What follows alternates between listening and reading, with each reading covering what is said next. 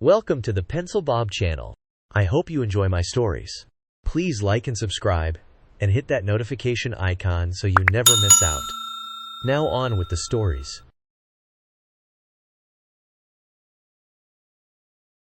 It all started when Karen decided that her dog Max was acting possessed. It didn't take long for her to latch onto the idea that he wasn't just sick or stressed. Oh no, Max was clearly under the spell of some dark force. And with Karen, once she gets an idea in her head, there's no way it's leaving. She's the type to take action with every ounce of flair and drama she can muster. This time, it meant hiring a pet psychic who claimed to commune with the spirits of animals. The neighborhood buzzed as word got around. Karen had invited half the block to witness this psychic session in her living room, although most of us were only hearing about it afterward. Apparently, the psychic arrived with enough crystals and incense to rival a New Age store, setting up her mystical scene right in the heart of Karen's home. It was hard to imagine. Karen sitting there with her eyes closed, clutching Max's leash, hanging on every word that psychic spoke. Then, after much meditative chanting, hand-waving, and probably a lot of dollar bills changing hands, the psychic revealed the shocking truth. Max's spirit was being tormented by none other than Whiskers, the neighbor's ginger cat. Whiskers, who mostly spent her days lounging on the fence, blinking lazily at anyone who passed by, was supposedly a dark influence in disguise. Karen was horrified. It was as if she'd been handed a piece of vital evidence, an answer to all her questions about Max's recent nervous behavior. Max was suffering, and she was sure Whiskers was to blame. That's when Karen's intervention took shape. One crisp evening, just as the sky was fading into the deep purples and blues of twilight, Karen began setting up a strange display on the sidewalk in front of her house. She had candles lined up in neat rows, crystals scattered around them, and she was sprinkling what looked like some sort of powder across the ground. All of us neighbors, curious as ever, peeked from our windows, trying to make sense of what was happening. Eventually, people started trickling out onto their porches and lawns to get a better look. Mrs. Jenkins, an elderly cat enthusiast from a few houses down, shuffled over with a concerned frown. "Karen, dear, what are you doing with all those candles?" she asked, trying to keep her tone light. Karen straightened up, eyes blazing with determination. "I am performing a cleansing ritual to protect Max," she declared, not a hint of irony in her voice. "Whiskers has been tormenting him. Her spirit energy is just oppressive." Mrs. Jenkins's brow furrowed.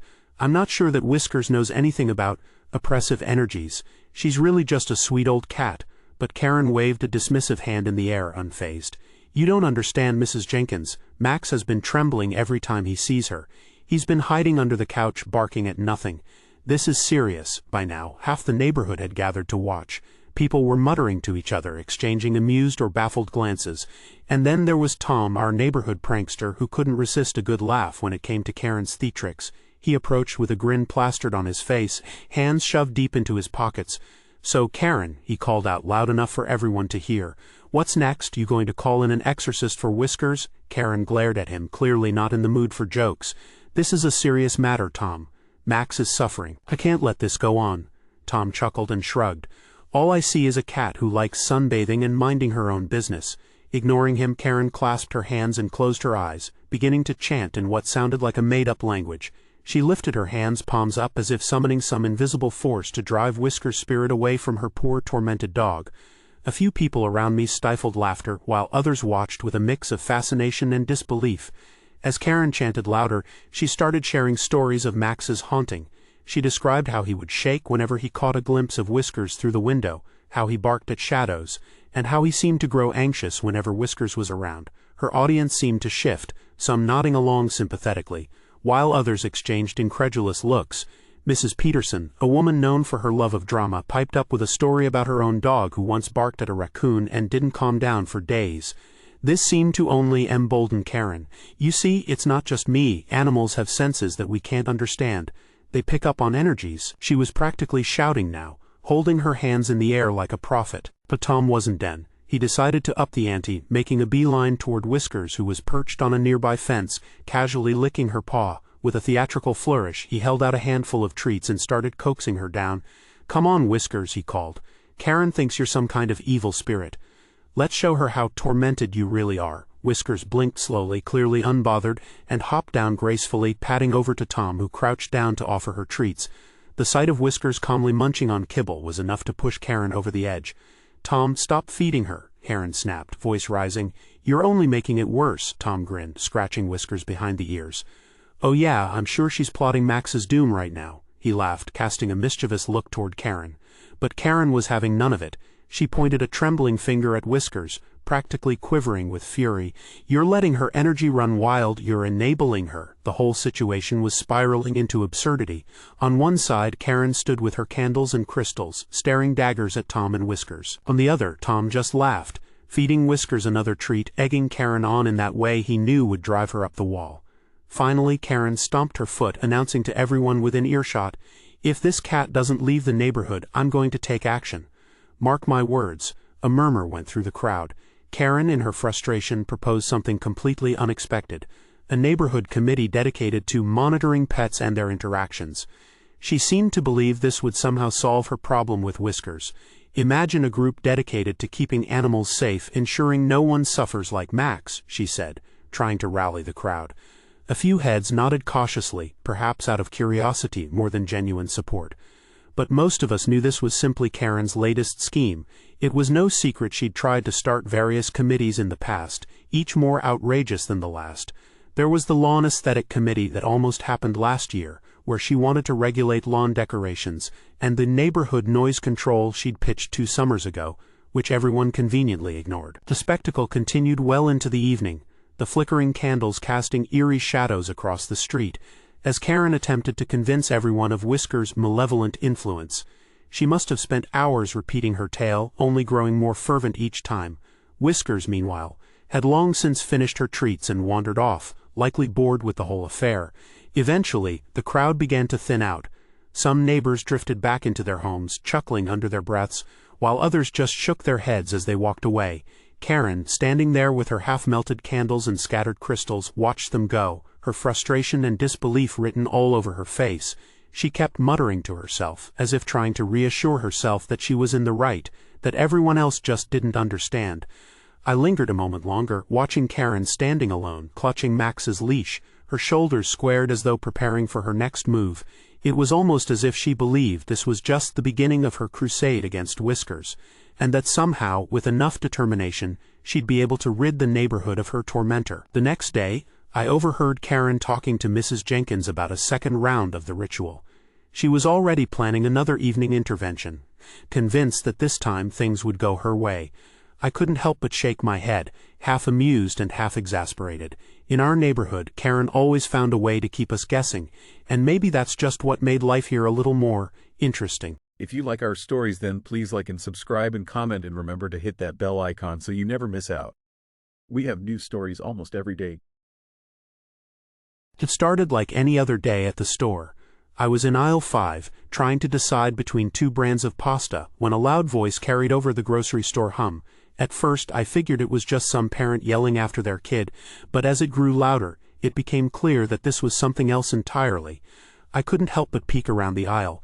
There she was, Karen, her hair teased to within an inch of its life, her oversized sunglasses perched on top of her head, and an enormous designer bag slung over her shoulder like a weapon. She was standing in front of the refrigerated section right in front of the almond milk shelf with her hands on her hips. She looked livid. "This is unacceptable," she was yelling at a young stock boy who looked like he wanted to vanish into the floor tiles. "Do you know how hard it is to find organic almond milk without all those horrible additives?" The poor kid just blinked, clearly not sure what to say. I'm really sorry, ma'am. We're just out of stock right now. We should have more next week," he stammered, looking around as if hoping someone would rescue him. But Karen was just getting started. "Next week? Next week? Are you kidding me?" Her voice rose with each word, like she was announcing a national emergency. "I come here every Tuesday and you're telling me you don't have the one thing I need for my health? Do you know how important this is to me? Do you even understand what's at stake here?" She pointed a perfectly manicured finger at the shelf, as if it had personally offended her. At this point, a small crowd was starting to form. Shoppers were lingering, baskets in hand, pretending to inspect jars of peanut butter or cans of soup while they watched the drama unfold. I found myself sidling closer, caught between horrified fascination and second-hand embarrassment for the kid. But Karen wasn't about to let him off the hook. "I don't believe for one second that you're out of stock," she sneered, making exaggerated air quotes with her fingers. "This is clearly some sort of conspiracy." The stock boy's eyes widened. Conspiracy? Yes, a conspiracy, Karen practically hissed. I know exactly what's going on here. This is a blatant attempt to sabotage my health. Do you think I don't notice the little tricks you're pulling? You're all in on this. She jabbed her finger in his direction, then swept it around to include the other employees nearby, who were trying desperately to appear invisible. I was half expecting her to start accusing the produce clerk of planting GMO veggies on the shelves. The stock boy looked completely at a loss, but before he could respond, Karen whipped out her phone. You know what? I want to speak to the manager. Right now. He stammered something unintelligible before he scurried off, probably grateful for an excuse to escape. But Karen wasn't done. She turned to us, the crowd that had gathered, and gave a knowing nod as if we were all in on her righteous mission. Can you believe this? She asked, her voice dripping with indignation. They're trying to control what we put into our bodies. A few people nodded, maybe to avoid becoming the next target of her wrath, but most just looked away. I noticed an elderly woman glance at her shopping list and then back up at Karen, clearly wondering if it was worth sticking around for the show. Finally, the manager appeared. A man in his 40s with graying hair and a face that suggested he'd dealt with his fair share of Karens. He approached with a practiced smile, the kind that barely hid the strain behind it. Good afternoon, ma'am, he said, his voice measured. I understand you're upset about the almond milk shortage. I'd be happy to help resolve this in any way I can. Karen folded her arms and narrowed her eyes at him. Oh, I'm sure you're happy to help, she said, practically spitting the words. But I think I deserve some real answers here. This isn't just about almond milk. This is about integrity, about transparency. I want to know exactly who's responsible for this outrageous lack of stock. The manager blinked, clearly taken aback. Well, as I'm sure you understand, certain products are in higher demand and sometimes we experience delays with our suppliers. I assure you there's no intention to. Oh, don't feed me that line, Karen interrupted, waving a hand dismissively. I know what's really going on. I have been watching and it's painfully obvious. She paused, then lowered her voice conspiratorially. There's someone in this store who doesn't want me to have my almond milk. They know it's the only kind I drink and they're doing this on purpose. The manager's eyes flicked toward the stock boy, who was now cautiously watching from a safe distance. He looked like he wanted to apologize for even being born. But Karen wasn't done. She reached into her oversized bag and pulled out a folded piece of paper. Here, she said, shoving it into the manager's hands. This is a list of people I've noticed lurking around the almond milk section. Each one of them has given me strange looks or acted suspiciously. I suggest you start with them. I had to bite my lip to keep from laughing. The list included random people, elderly shoppers, a couple of moms with strollers, even a guy in a business suit who was now watching with wide eyes. Karen had gone full detective mode, practically turning the dairy aisle into her personal investigation headquarters. The manager glanced down at the list, clearly bewildered. Ma'am, I don't think... But Karen cut him off. You don't think, well, that's the problem, isn't it? No one here is thinking about the customer. No one cares about people like me who are health conscious and willing to pay more for quality products. She glanced around, her eyes wild as if expecting everyone to rally behind her. They're discriminating against us. The ones who actually care about what we put into our bodies. A woman in the crowd muttered, It's just almond milk, under her breath, but Karen whipped her head around, her eyes narrowing. Excuse me, just almond milk. Do you have any idea how many chemicals and additives are in other brands? The woman raised her hands in a defensive gesture, clearly wanting no part of this. But Karen was on a roll. She turned back to the manager, her expression triumphant, as if she'd just uncovered some grand conspiracy. And let me tell you something, she continued, her voice growing louder. If I don't see some changes around here, I'm going to make sure everyone knows about this. I'll post about it on every social media platform I have. I have thousands of followers who will be very interested to hear about the real way this store treats its health-conscious customers. The manager, looking increasingly uncomfortable, tried to keep his tone calm. Ma'am, we're not intentionally targeting anyone. If you'd like, I can take down your information and we can contact you as soon as the almond milk is back in stock. But Karen just scoffed. Oh, I see what you're doing. You're trying to silence me. You think that if you just offer some empty promise, I'll go away quietly. Well, I won't. I am not someone you can just brush aside. I have influence and I'm not afraid to use it. By now, the other shoppers had mostly dispersed, but I couldn't tear myself away. The manager looked like he was trapped between wanting to appease her and just walking away. Ma'am, I assure you, we're doing everything we can to keep our customers satisfied. Oh, I'm sure you are, she replied with a smirk. Satisfied with mediocrity, maybe. She leaned in closer, lowering her voice but not enough that I couldn't hear. "I want you to know that I'm holding you personally responsible for this. If my health suffers because I couldn't get the almond milk I needed, I'll make sure that everyone knows who to blame. Don't think for 1 second that I'm going to let this go." The manager took a deep breath, clearly weighing his options.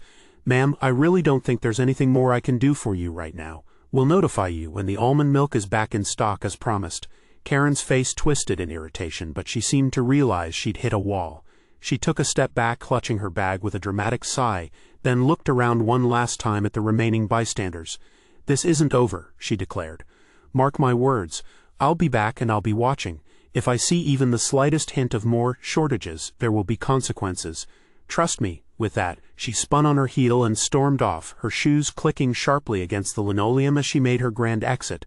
The manager watched her go, visibly relieved, then glanced down at the list she'd given him, shaking his head slightly before crumpling it up and tossing it in the nearest trash can. I stayed in my spot for a moment, half expecting her to come charging back, but she didn't. The show was over, and the store had returned to its usual quiet, but as I made my way to the checkout, I couldn't help but smile, wondering just how long it would take before Karen returned with a new conspiracy theory, this time maybe about the intentional shortage of organic kale.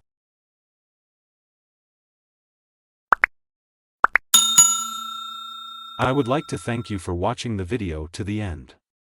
To encourage us to make more videos, please like, subscribe, comment, as well as share. Check out this other video if you haven't already.